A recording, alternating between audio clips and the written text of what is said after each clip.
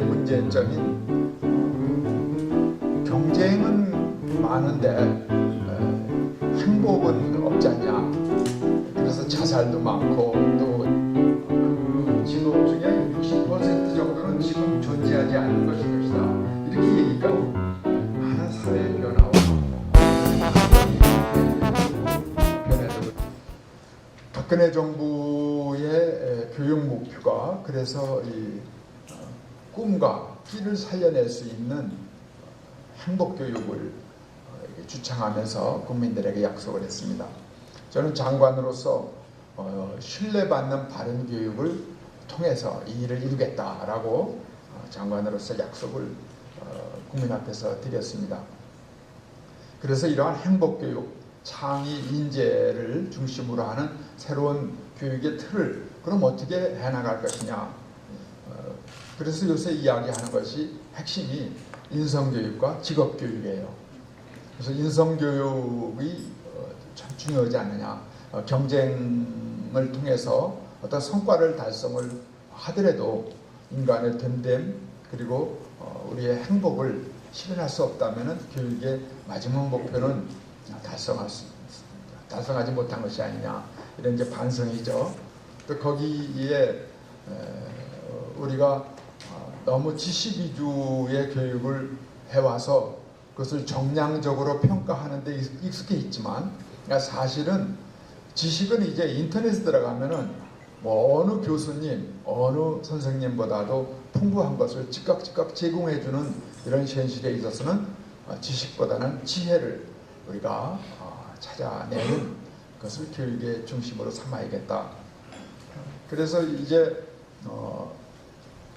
한 학생이 그 성장 과정에 따라서 맨 처음에 겪는 것이 유치원 어린이집 아니겠어요? 근데 지금은 유치원 어린이집이 그동안 사교육 영역에 있다가 공교육으로 들어온 지가 얼마가 되지 않기 때문에 많은 차등이 있어요. 국공립 유치원과 저 시골에 있는 민간 어린이집과는 교육 환경이나 여러 가지 차이가 많이 있어서 우리 어린 학생들이 교육의 선상에서 출발을 하는 데 있어서 동일선상에서 출발을 해야지 이렇게 서로 차이가 나면은 안 되겠다. 이러한 정신에서 유보 통합을 강력히 추진하고 어느 어린이집, 어느 유치원을 가더라도 대한민국의 어린이면은 동등한 내용의 교육을 받을 수 있고 또 같은 질의 또 같은 수준의 선생님의 보호와 지도를 받을 수 있도록 빨리 이걸 완성해야 되겠다 하는 것입니다. 그래서 이러한 유아교육과 유보 통합을 중심으로 해서 맨 처음에 인성교육의 중심은 동등한 형평성에 부합하는 그러한 사랑을 받을 수 있는 어린아이들로 출발을 하고 그리고 초등학교 때는 여러 가지를 우리가 가르치려고 하겠지만 최근에 무엇보다도 생명 존중이 중요하지 않느냐. 헌법 가치에 있어서 인간의 권리, 인간의 본질은 그 존귀함 아니겠어요? 그래서 이 생명을 한자로 하면은 생명, 살래는 명령인데 이것은 자기 스스로도 그 명령에 거부할 수가 없는 게 우리 생명 아니겠어요? 그래서 초등학교 때는 생명의 고귀함, 나와 내 친구의 생명의 고귀함을 아주 절실하게 우리가 그야말로 체득하도록 하고 그 생명을 지키는 안전에 대해서 나 자신도 내가 내 안전을 지켜야 하고 내 친구, 내 동무의 안전도 내가 꼭 지켜낸다. 이런 것을 초등학교 때 아주 몸소 체험하면서 가르칠 수 있도록 하겠다. 그런 목표를 세워보고 있습니다. 중학교는 정말 중요한 시기예요. 사춘기이기 때문에 서로 인간 대 인간이 새로운 시각으로 만나고 특히 남녀가 서로 만나서 이성에 눈을 뜨는 시기입니다. 또 대자연을 접하면서 여러 가지 개인의 인격과 또 자기의 특성이 뭔지 재질과 재능에 대해서도 발견해낼 수 있는 소중한 시기인데, 우리가 이 중학교 교육을, 초등학교는 그런대로 교원도 전문적으로 양성화하고 그래서 피사나 또 세계에서 놀라는 것이 한국의 초등교육입니다. 이 중학교는 그냥 일반 고등학교 교원이나 차이가 없이 양성이 되기 때문에 물론 좀 차이는 있겠습니다만은, 이렇게 소중한 시기를 다루는 그 기관에 그 봉직하는 교원, 교사들께서는 아주 중학교 시기를 살려낼 수 있는 그러한 전문적인 기관과 전문적인 절차를 통해서 양성이 돼야만 되지 않을까, 이런 생각을 해요. 중학교 선생님이 조그마한 작은 고등학교 선생님이 아니고 좀 큰 초등학교 선생님이 아니라 중학교 선생님다운 중학교 선생님만이 해야 되는 일을 아주 분명한 사명감을 갖고 이렇게 교원 양성을 하고 또 현장에, 교실에 가서 일하실 수 있도록 보내드리는 일이 중요하다라고 생각을 합니다. 그래서 이때에는 사춘기 때이기 때문에 여러 가지를 광범위하게 공부를 해야 되겠지만, 그러나 인성교육의 면에 있어서는 행복, 나는 행복한 존재다, 또 내 친구도 행복해야만 되고 행복할 것이다 라는 행복에 대한 아주 확신과 그런 행복감에 젖는 학창시절을 보낼 수 있도록 교육 환경을 만들어야겠다, 이런 생각을 합니다. 이게 뭐 지금 예전에는 독일이나 이런 나라들 굉장히 열심히 했죠. 지금도 아주 잘하고 있고 그런 체제가 되어 있기 때문에 그 나라들이 그렇게 계속 발전할 수 있는 본국으로서는 그런 기틀을 만들어 나가는 겁니다. 요새는 중국이 굉장히 이 일에 열심히 해요. 근데 우리도 우리 나름대로 이렇게 같이 나눌 수 있는 여러 가지 경험과 또 우리의 축적된 많은 자료가 있으니까 여기에 와서 그런 것을 하면, 그래서 이리저리 생각하다 보면은 한 16만 명쯤 모자라는 거 가지고 이 대학을 이렇게 소란하게 할 것이 아니라 조용조용히 이 어려운 시기, 위기긴 위기지만 이거를 호기로 바꿔서 대한민국의 이 대학을 다시 한번 한 단계 높일 수 있지 않을까, 이런 생각을 합니다. 다시 말씀드리면은 대한민국 대학은 이제부터는 대한민국 국민만을 위한 대학이 아니라 전 세계에 문을 열자 이겁니다. 그리고 정부도 그렇게 하는 데 있어서 뒷받침을 하면은 좋은 결과가 있지 않을까, 이런 생각이 듭니다.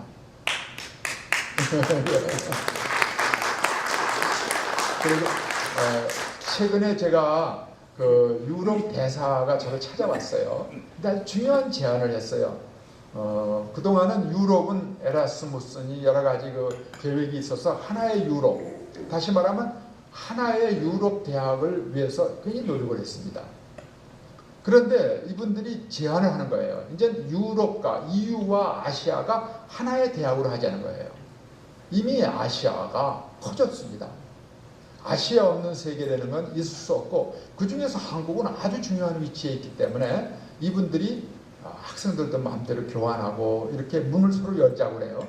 단 하나, 거기는 아마 3년인가 봐요, 대학이요. 우리는 4년이니까 이제 반반을 해야 되는데 자기네는 한 1년만 와서 공부하고 2년은 유럽에서 공부해도 학교를 졸업한 걸로 하자. 그래서 제가 가만히 생각하니까 뭐 그 정도는 받아들일 수 있을 것 같아서, 뭐 우리는 2년을 가서 하더라도 거기는 1년, 2년 이렇게 해도 뭐 어쩌지 않느냐, 이렇게 생각을 하면서 제가 성큼 아주 좋은 생각이라고 이렇게 해서, 앞으로는 아시아 내에서는 그런 운동이 있어요. 특히 아세안을 중심으로 해서요. 그러나 아시아뿐만 아니라 우리 한국 같은 데는 선제적으로 유럽 대학과 문을 여는 이러한 일을 좀 아주 가열차게 했으면 좋겠습니다.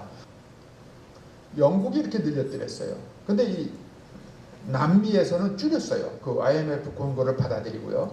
얼핏 보면 그게 지혜로운 것 같은데, 근데 지금 따져보니까 IMF를 빨리 극복한 나라는 영국이나 한국이었지 남미가 아니었어요.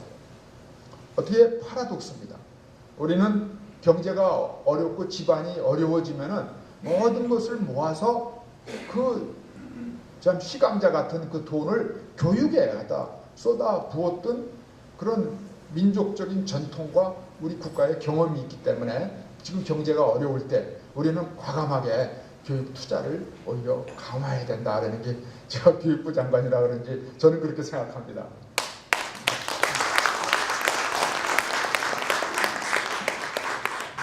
고교한 4.19 정신, 불의에 늘 굴하지 않고 또 오로지 국가와 민족만을 위하여 일하시는 4월에 대해서 제가 경의를 표하면서 아까 우리 김정일 회장님께서 여러 가지 주신 말씀도 있는데 교육부로서는 도울 수 있는 데까지 적극적으로 뒷받침하겠습니다. 대단히 감사합니다.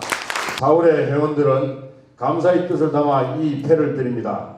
2014년 10월 22일 4.19 민주이념을 계승 발전시키는 모임 사단법인 4월의 회장 김정길.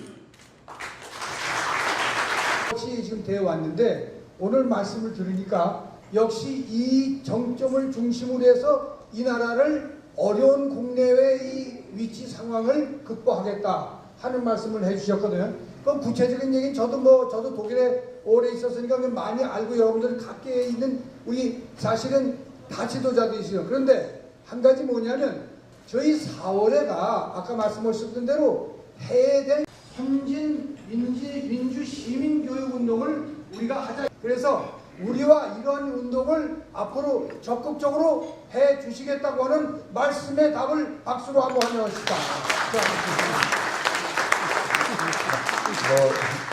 자세한 내용은 모르지만 여기서 뭐 다른 얘기 했다가는 집에 못 갈 것 같아서 잘 의논하면서 잘 열심히 하겠습니다. 대한민국은 민주공화국이요 우리 자유민주주의 정치시대를 신봉하는 나라입니다. 그런데 오늘날 우리나라에는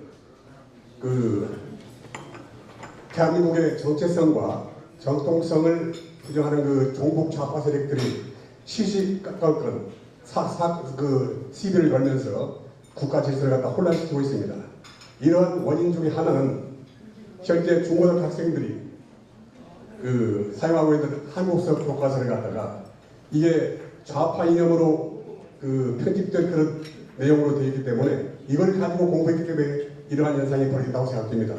이와 같은 관점에서 앞으로 우리 중고등학교 학생들에게 적어도 한국사 교과서만큼은 거민족 교과서에서 이걸 갖다 국정으로 대체해야 된다고 생각되는데 우리 황 부총리의 견해는 어떠하신지 묻고 싶고 저희 통일에 동의하신다면 제 입중에 반드시 우리 한국사 중고등학교 교과서는 국정으로 교체 이슈를 강력히 건의드리는 바입니다. 그 부분은 지금 국민의 여론과 또 여러 가지 방법 이런 것을 모아보는 공론화 과정에 있기 때문에 제가 미리 말씀을 드리기에는 조금 이르고요. 아마 금년 내로 여러 가지 지금 많은 것을 연구하고 있습니다. 그래서 어쨌든 우리 교실이 분쟁의 씨를 뿌리는 데가 되면 안 되죠. 그래서 헌법 가치를 중심으로 해서 분명한 사관이 있는 정사를 가리키는 그러한 것으로 해야 된다라는 데 대해서는 많은 국민들이 지금 지지를 보내기 때문에 이제 그러한 올바른 역사를 아주 확실하게 가르칠 수 있는 교실로 만들어야겠다라는 것을 우리 대통령께서도 그러시고 장관께서도 그런 생각을 하고 있습니다.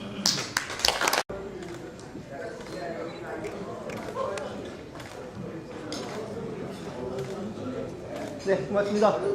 서울에 올라와서 투표권을 행사하십시오.